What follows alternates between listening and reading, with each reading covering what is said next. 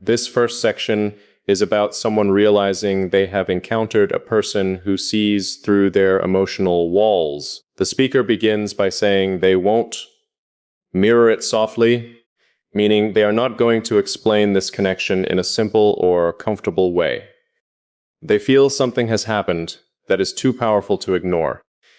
The main idea: I have spent my life controlling how much people can see of me, but you somehow saw beyond the version I show the world.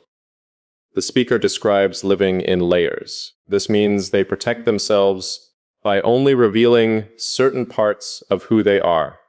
They allow people to interact with a controlled version of them while keeping their deeper thoughts and emotions hidden. Then comes the turning point: until you. This person is different because they don't try to analyze, fix, or label the speaker. They don't force closeness. Instead, they simply observe and understand. The speaker is surprised because most people try to understand others through questions and assumptions, but this person seems to understand through silence and presence. A powerful theme here is being seen without having to explain yourself. The speaker is not saying, "Someone finally loves me."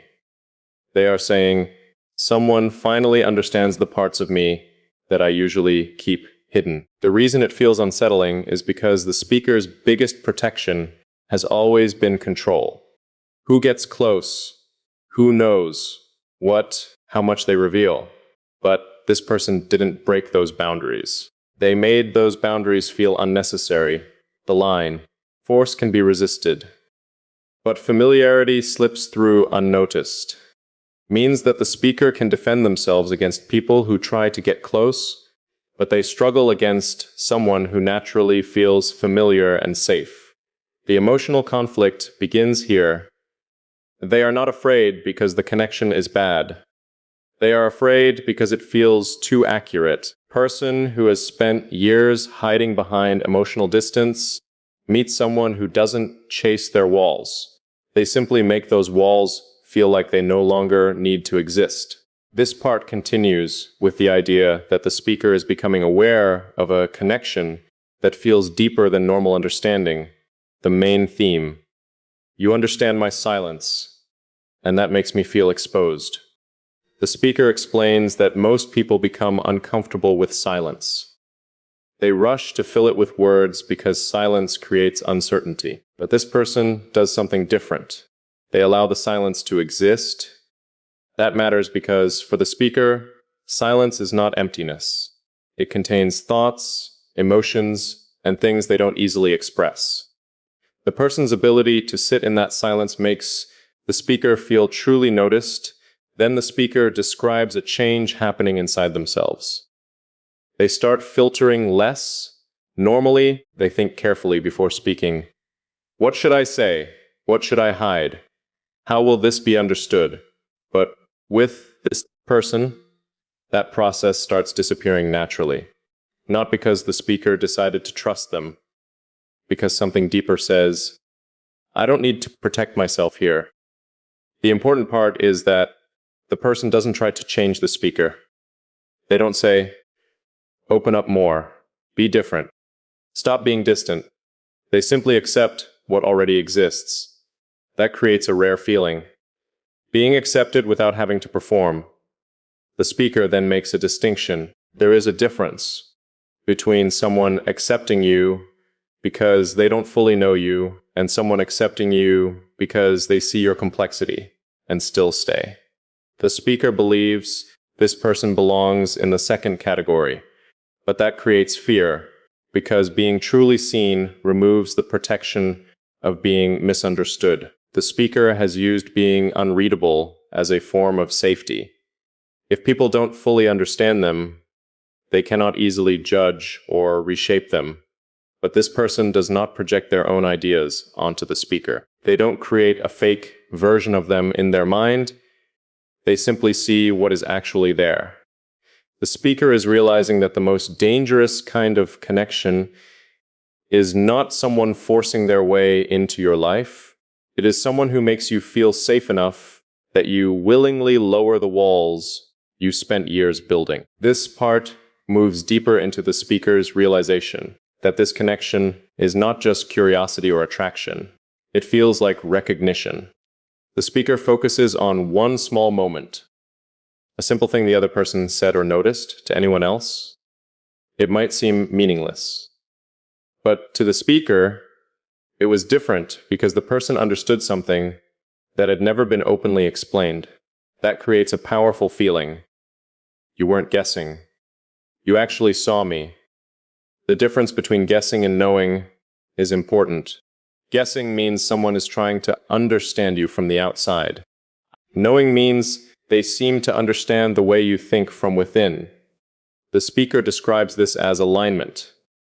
Not alignment because they have the same life story or the same experiences, but because they have a similar inner structure, the way they observe things, the way they process emotions, the way they understand silence, the way they exist beneath the surface.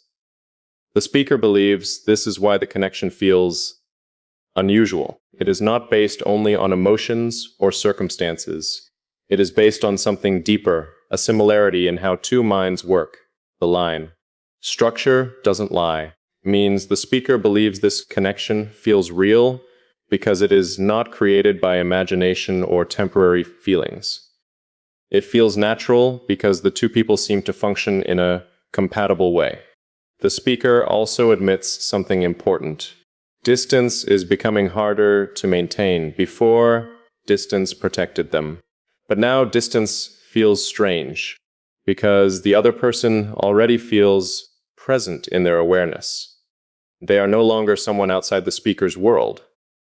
They have become part of the speaker's thoughts. This creates a conflict. The speaker values control and independence, but this connection is happening without permission. They are not losing themselves. They are simply noticing that someone has reached a place inside them that very few people ever reach. The speaker realizes that this connection feels different because it is not built on chasing, convincing, or effort. It feels like two people recognizing something familiar in each other that was already there. This part focuses on the speaker realizing that the connection has started changing their internal world. The biggest shift. You are no longer someone I simply think about. You have become part of the way I think. The speaker explains that there is a difference between thinking about someone and thinking with someone. Thinking about someone means they are separate from you. You can step away, distract yourself, or stop focusing on them. But thinking with someone means their presence has become part of your perspective. Their way of seeing things starts influencing how you process the world. The speaker notices small changes. Their thoughts pause as if expecting another perspective. Certain moments feel shared even when they are alone. Silence feels different because it carries meaning. This surprises the speaker because they have always been self-contained. They are used to handling everything internally. Their emotions, their decisions, their understanding of life. They don't usually allow people into that private mental space. But this person did not force their way in. The speaker says, "You didn't cross into it. You appeared in it," meaning it feels less like someone entered a protected place and more like they naturally fit there. That realization is uncomfortable because it suggests this is not temporary. The speaker calls it structural.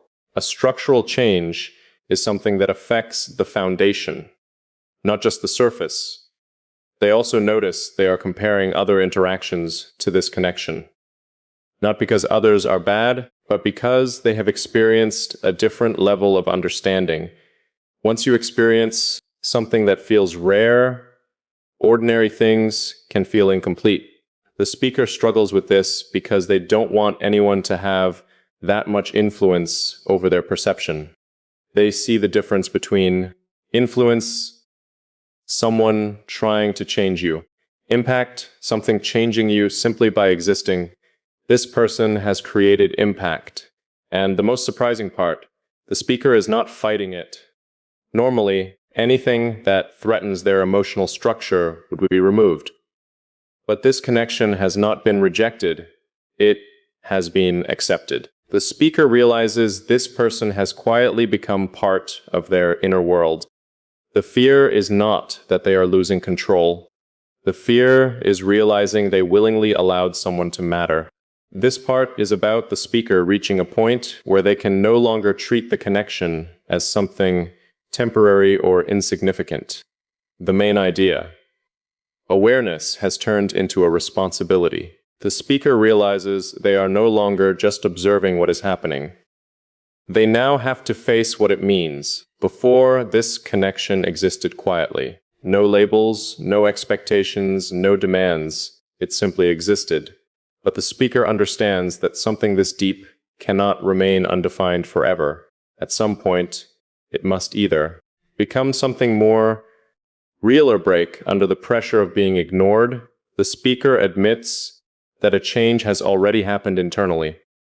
They say they have crossed a line, not through actions, but through acceptance. They have allowed this person to matter, and for someone who normally protects their emotional space, that is a major event. The speaker explains that they cannot undo it by creating distance. Why? Because this connection was not built through constant effort or attachment. It was built through recognition and alignment. The speaker has been avoiding one thing, not the connection itself, admitting what it means, because once they acknowledge it, it becomes real. And reality requires choices.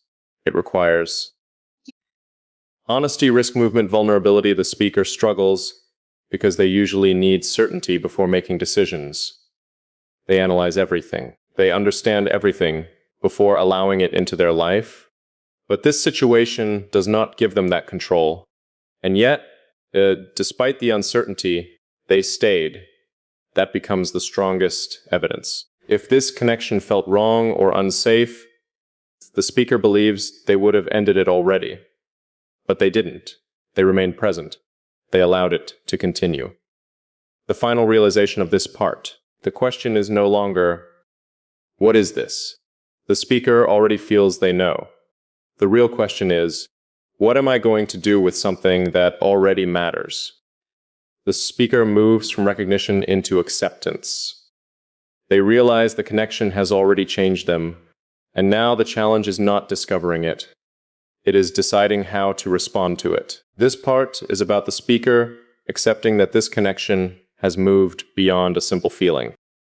It has become something that affects their identity and the way they experience life.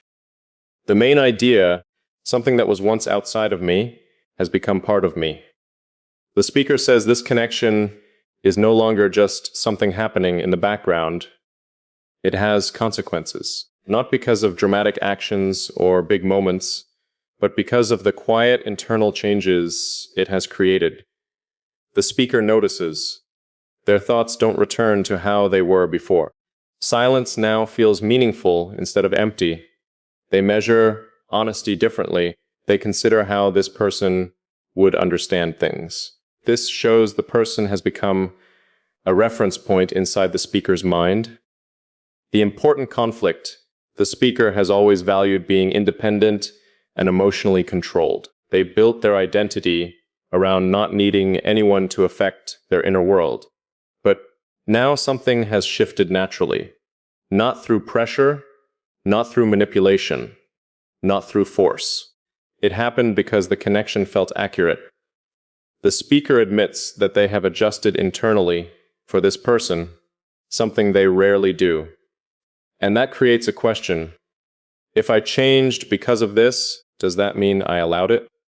The answer seems to be yes.